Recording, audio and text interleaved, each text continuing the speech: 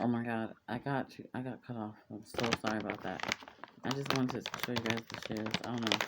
Some people have sent me messages. They want to see what I'm wearing, so I need to clean my face off. Because every time I'm out in the car or if I smoke a cigarette, I always like to clean my face and my neck. And that's what I'm doing right now. So I'm going to talk to you guys about day 10. That's today. The no contact.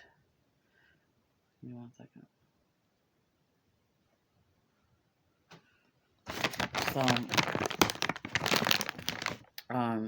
yeah, so today I need to clean my mouth.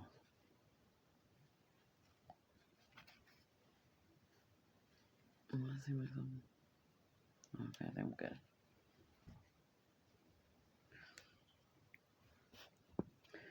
So,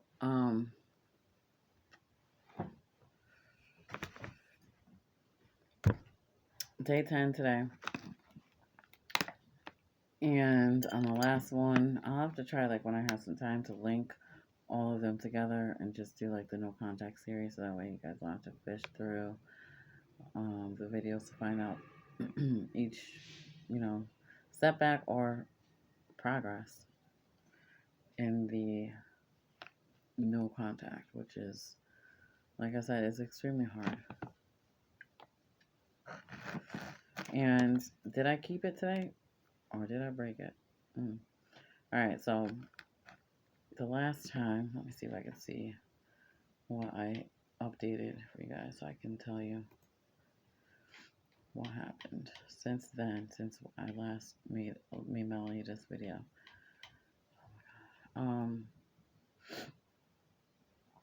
Alright, that's not the page. Just give me 1 second, alright, so I can find this. Let me see here. I think that's alright, so yesterday was day 9, today's day 10. Let me see if I can just pull that up. Let me just see what I mentioned in the end, because I don't remember. And I want to keep you guys as updated as possible. Let me see.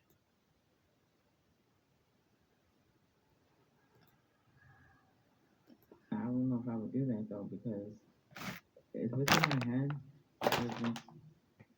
that been going on without me. No, I'm not doing that. I'm just like, I'm not doing that. That's disgusting. People have STDs. I'm not doing that. I'm not taking no chances. So say if I know for a fact that wasn't the case, yeah, definitely. And then we would have to change it up. Like, can't just sit in the house all the time, even though I'm home. Alright, so I was talking about no sitting in the house and all that crap. Just because of the fact that the relationship, like when we were together, it didn't have any like substance to it really. Like going out and all that stuff. And I was talking about in the end of that video of no contact. I don't know. I was talking about. 1 second. Let me just see. Alright, so I was asking you guys what I should say after I had accidentally called him, and he ended up, when I powered off my phone, he ended up, somehow there was coincidentally an update on my phone, so it took a lot longer anyway to power on, which I was glad for. And I didn't get to, my service wasn't even updated until like 2 o'clock in the morning. I don't know, something like that. And when I did finally get it to go back on, I noticed that there was a couple messages up there, and he was just telling me that I'm gonna open my phone. I'm just scared every time I freaking open it. Like, oh my god, this is live, and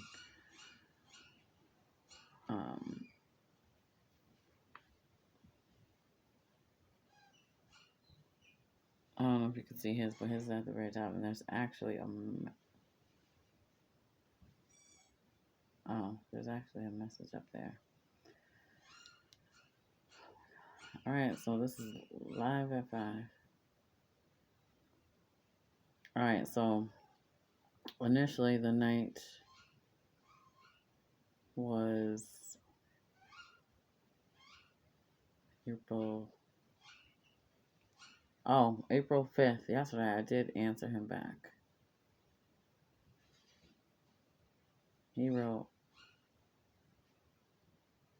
on April 3rd, "Hey babe, you called me yesterday." That's when I called him by accident while I was on making a video with you guys. So I tried to show you guys the screen, and then I accidentally hit the phone icon and it called his phone.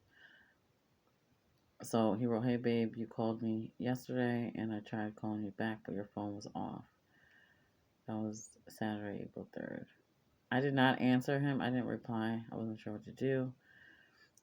Yesterday, Monday, April 5th, I finally texted him back at 10:25 at night. So it was over 24 hours. I texted him back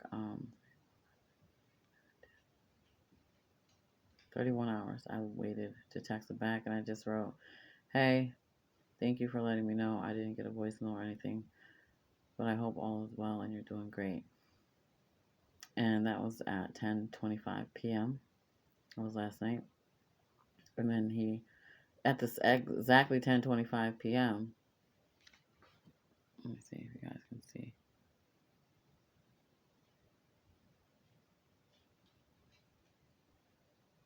Can you guys see? I don't know if you guys can even see that, but he wrote, "Yeah, it was full. I miss you." Right there. Wait, where the hell is it?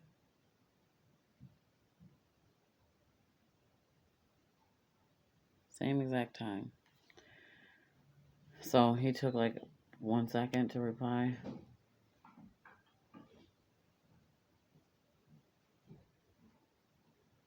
And let me see. So then he wrote, "Oh, yeah, it was full. I miss you." And then I wrote, "I miss you also." I wrote back at 1:06 on Tuesday, so the next day. So I was like, he said, "Yeah, it was full. I miss you." What that did to me is, I mean, I'm gonna be honest with you guys. I mean, I broke the no contact rule.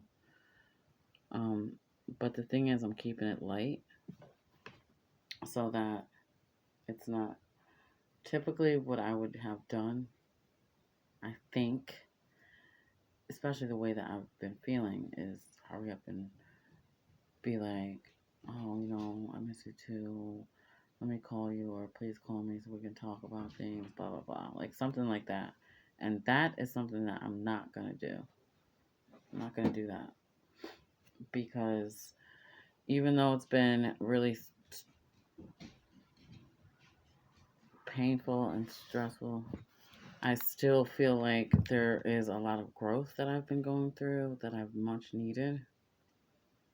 And I would not have made as much progress, or I would probably made zero progress if I didn't actually like force myself to just stay the course of at least not getting to the point where I'm like, "Oh, I miss you so bad. I love you. I want you to come home, blah, blah, blah." What I've been doing every second of every day, not pretty much every second, but every single day. There's not a day that goes by that I don't think about him. I mean, I love him. Still love him. If that wasn't the case, obviously I would have never been loved him. You know what I mean? Like I would have never loved him. That wouldn't even be. I still love him a lot. Still care about him a lot. But the time so far has allowed me to really look at things overall and my responsibilities, my mistakes, the lessons that I've learned, or the things that I could have done way better or that I did wrong. But the thing is with that always comes to mind is that number one, I was always faithful, always loyal. I never slept with anyone else. Obviously, I mean, I would be a dirtbag, and I'm not a dirtbag. Um, I always, I just was always honest and truthful, and um, just stayed loyal. Because I mean, the thing is, I think if you get to the point where you want to be with another person, literally be with another person or look for someone else, then that's what you should do. But you don't do it while you're in a relationship. You should break it off. Like, just cut it out, cut out the relationship until, like, I need to pursue other things or people or something different and just go from there. You don't just, like, cheat on somebody. So, I feel like physically, I don't have any. He didn't, he stayed faithful physically, but it was the emotional part of the cheating that I couldn't bear. Like, it just always played over and over in my head. So that's where I think it makes me, I just, you can't really move forward. I mean, you can, but there's always going to be that doubt in your mind, or at least me, maybe it's just me, but the doubt in my mind would possibly, I'm not saying like 2000% that's absolutely positively a guarantee, but it's just something that you have to face when you're a cheater or when you're not faithful or disloyal in any capacity. You can't tell people, oh, you gotta, or you can't tell someone, oh, you gotta be healed, you gotta be over it by X amount of months, by X amount of years. It's literally damage that you do to a person when you cause mistrust. You have to understand. And he wouldn't always like revert back to, oh, it's when I used to drink, or it's when I used to, be under your influence or whatever. And I don't care. It still happened. It was still you that did it. You made the decision. So you can't give me a time frame as to when I should be over it or I should be healed or whatever the frick it is that you think I should be feeling and all that stuff. Anyway, that's a dilemma. And then there are things on my part that I definitely could have done a lot better, and that's what I'm working on right now. That's for whether or not, no matter which way it goes, it's not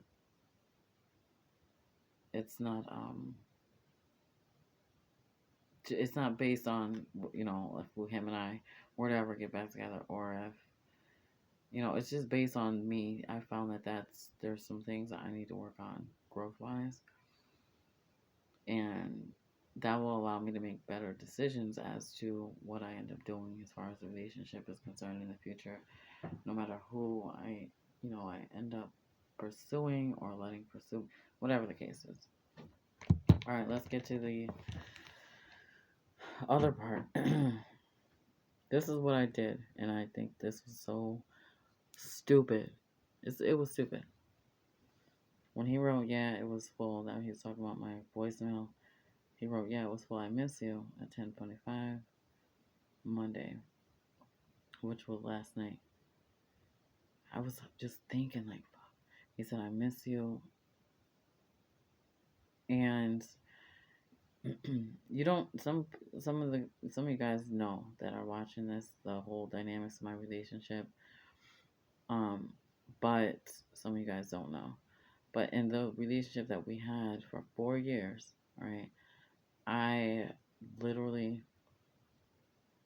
picked him up when he was down. I freaking held on to him when everyone else let go. I'm talking about his family.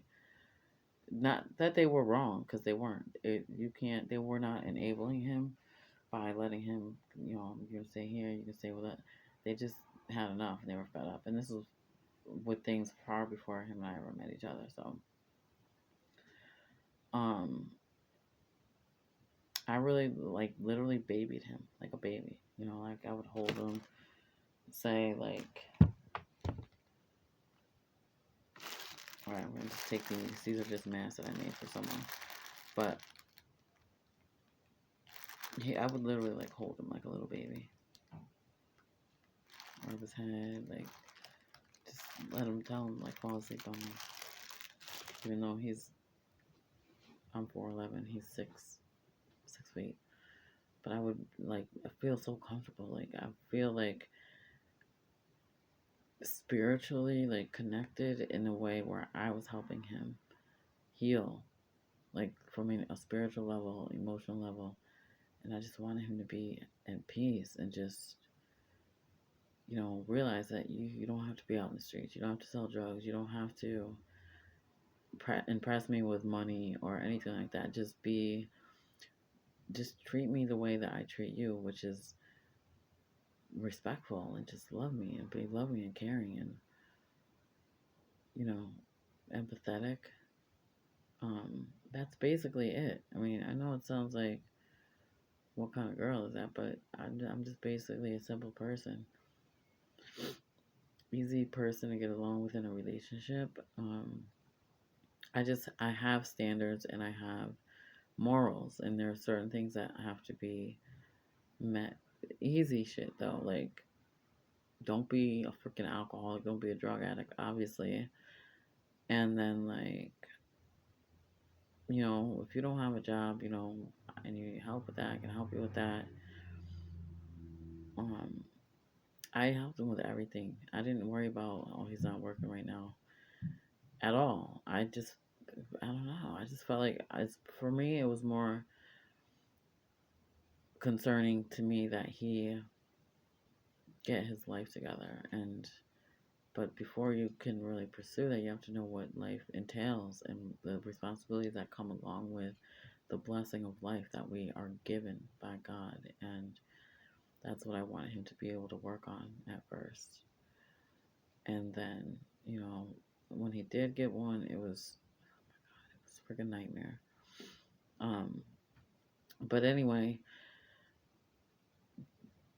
I'm all about helping people build themselves to the best possible, or at least see the best possible version of themselves that they can possibly see. That's important. And that was my focus. But then my focus, instead of taking care of myself, like I always have, I literally focused on taking care of him. Then I got pregnant 3 years later.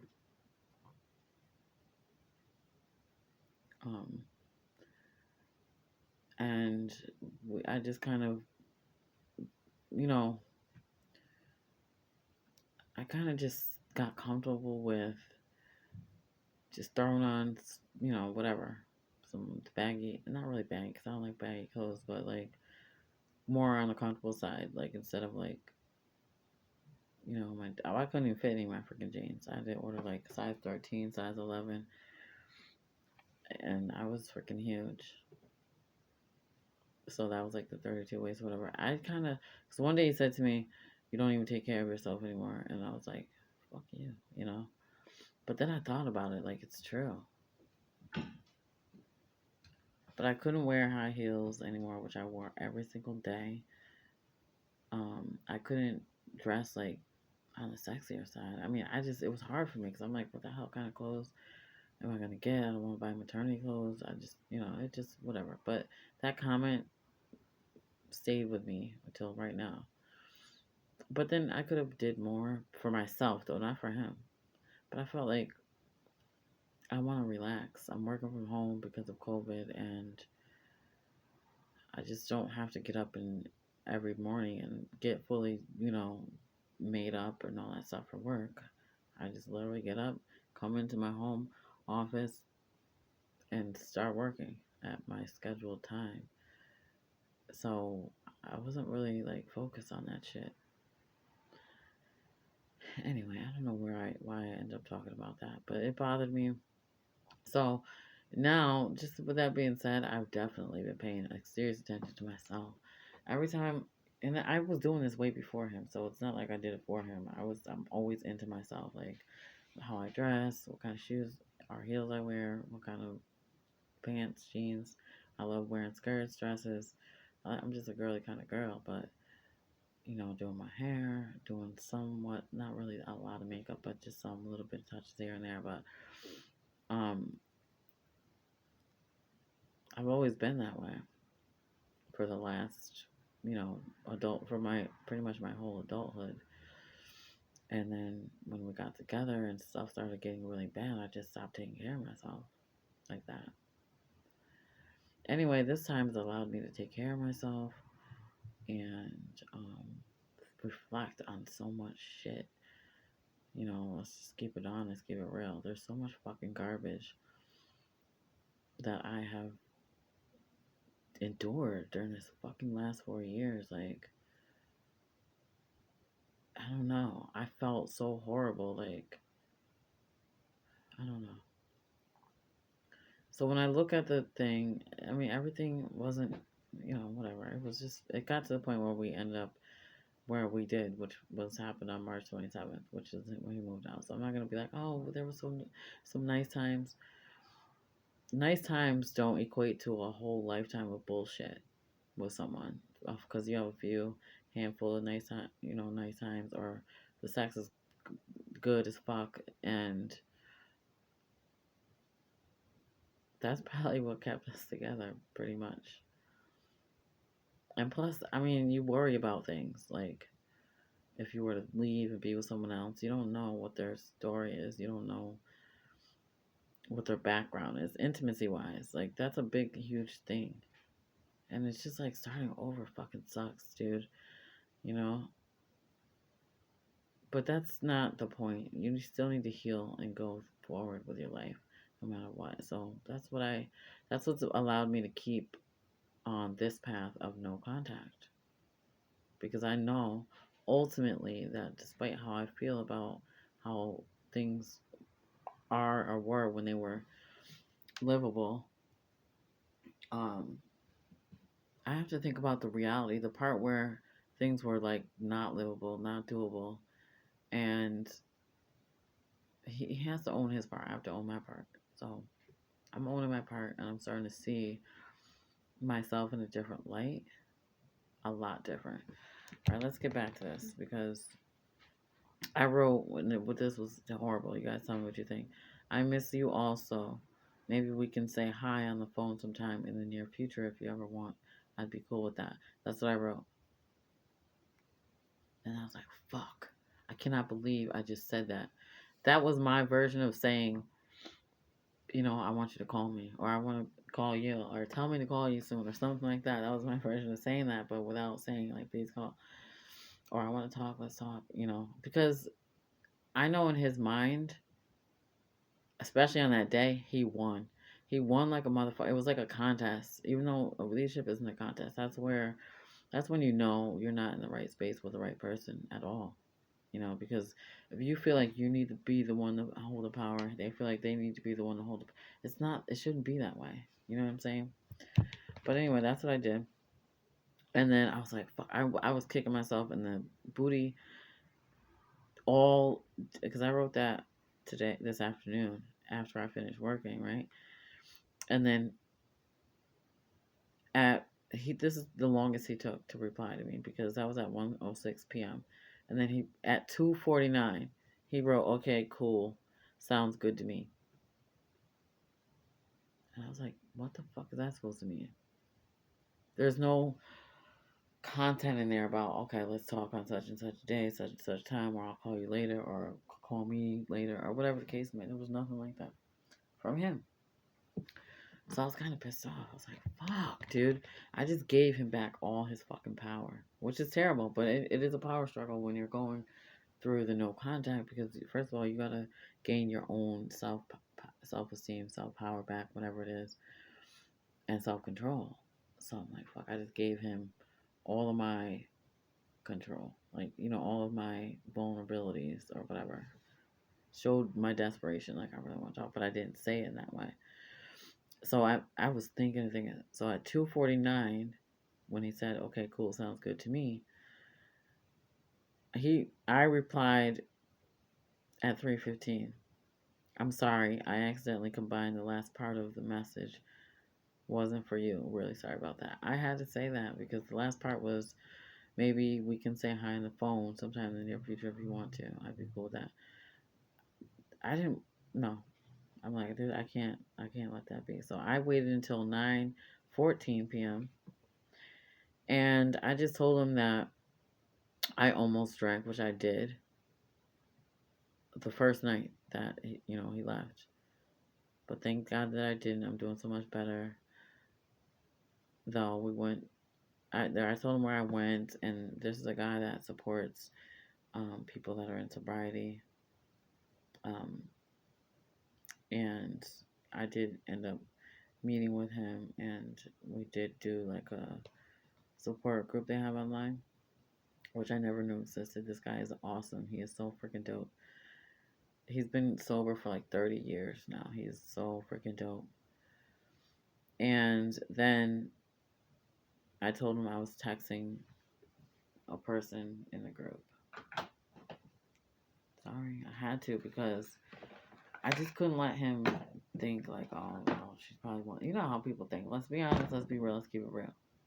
Don't try to act like you would like text something and you're like, fuck, like I shouldn't have said that shit. Now this motherfucker has the control. He has the power. Or don't try to act like you haven't done that before, because you have. If you're talking about the no contact rule, you've done it before.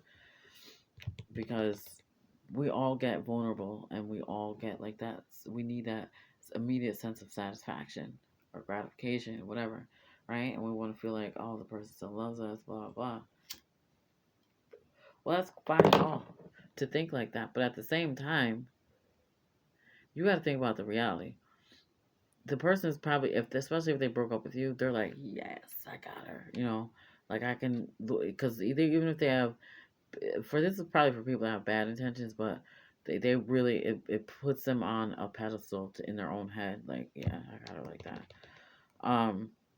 So when I sent him that at 9:14, he replied faster at 9:32, and he said, yeah, okay, babe, I understand. I'm doing good. Been clean, no drinking or drugs. Just think about us, mostly. That's what he wrote.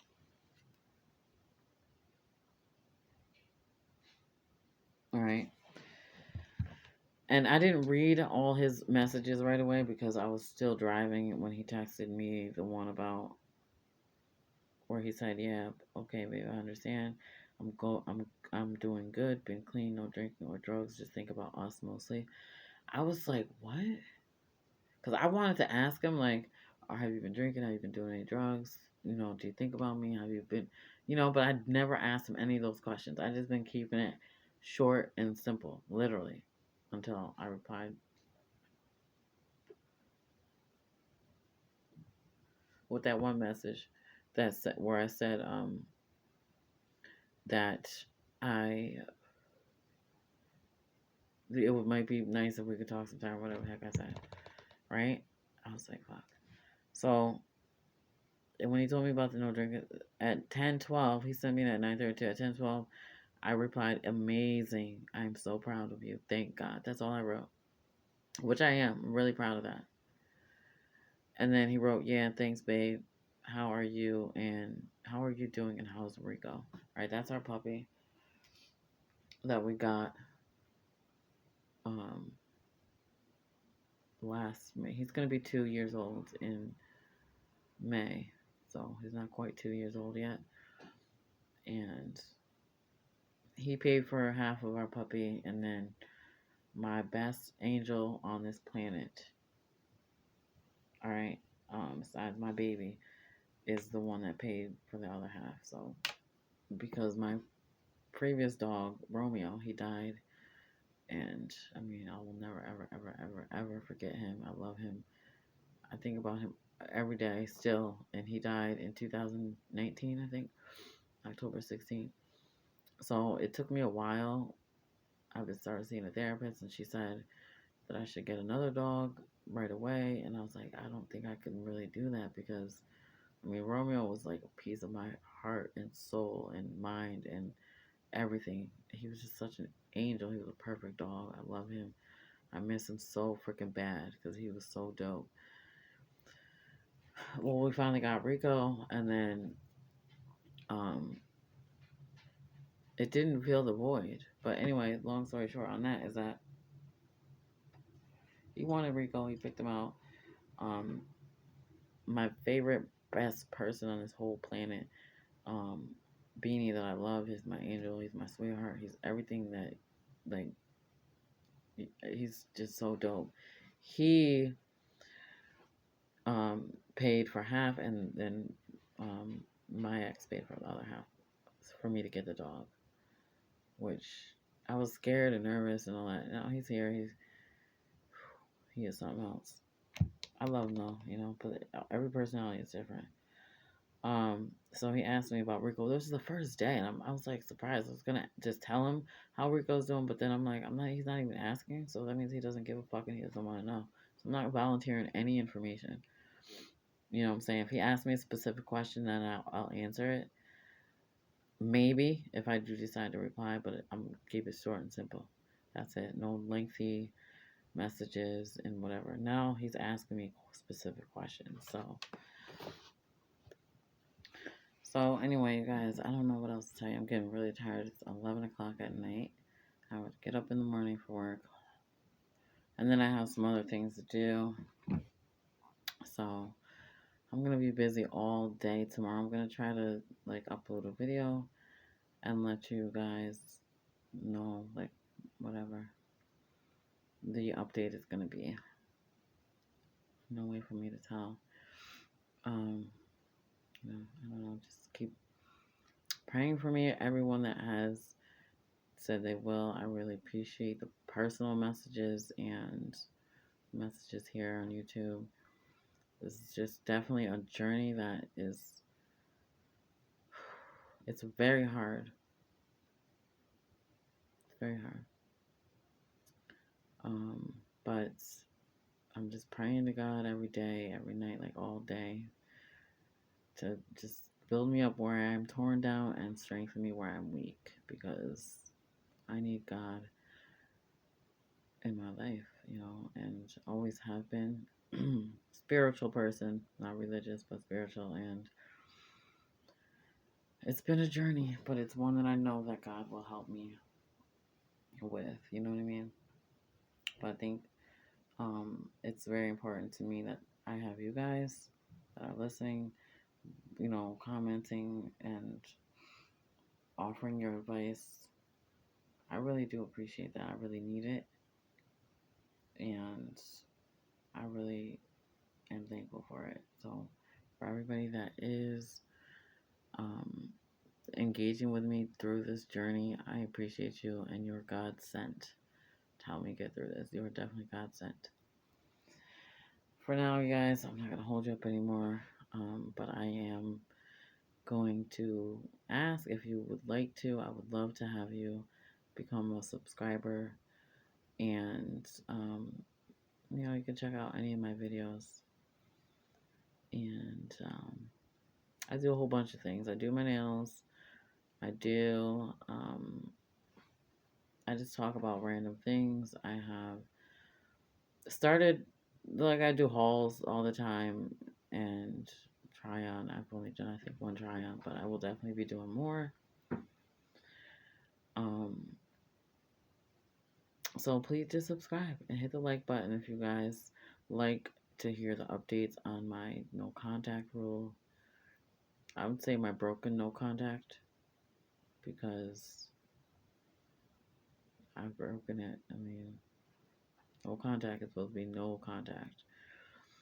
And I haven't abided by that because, but I've kept it short and sweet. And I think I've done a condensed version.